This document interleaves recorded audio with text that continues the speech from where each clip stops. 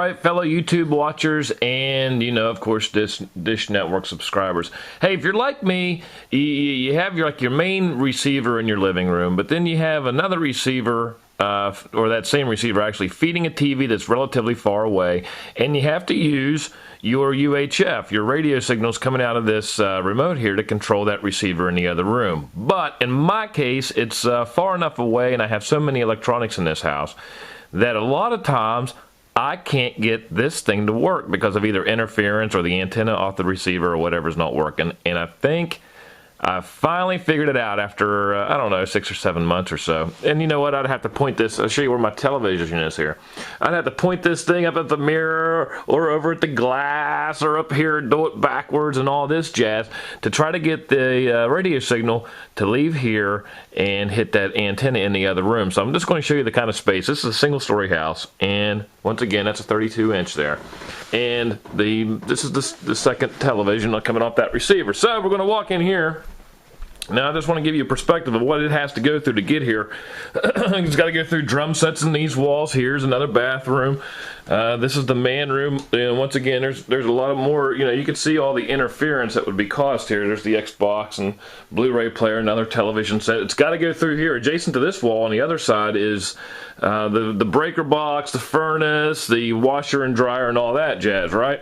So you can see where I'm having my problem. And of course, there's probably a hell of a battery drain trying to push that signal. Maybe it's just a certain radius. I'm not sure. So as we come in here, you can see now this is the main viewing area, which is, by the way, that's a Samsung 51-inch fantastic television.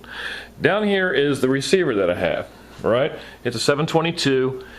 And normally stock, when they set it up, it's going to be kind of hard to see because I obviously don't have glass back here. Or I should say light. That antenna would come off, let's see if you can find my finger, right back in here something. You're never going to see it. But you know where that antenna, all you have to do is look at the back of that receiver, and you will see where that receiver hooks into. Basically what I did was, I tried to raise the antenna a little bit, get it off of all this nonsense, because there's power and, like I said, all the Xbox and hubs and everything else. So basically I got an extension, a cable extension. I took that antenna off, and I plugged this like this came off a VCR or some junk, just like that regular cable thing, right? Then I got a splitter, which is because I didn't have a connector. You don't have to do it this way, just something to get that antenna plugged into the other side of this cable.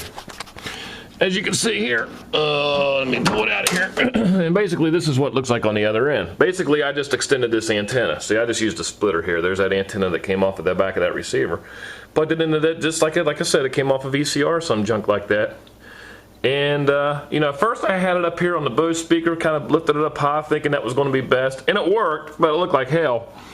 So then on the back of the television, I just found a little place to set it up there, just to get it in the air a little bit more.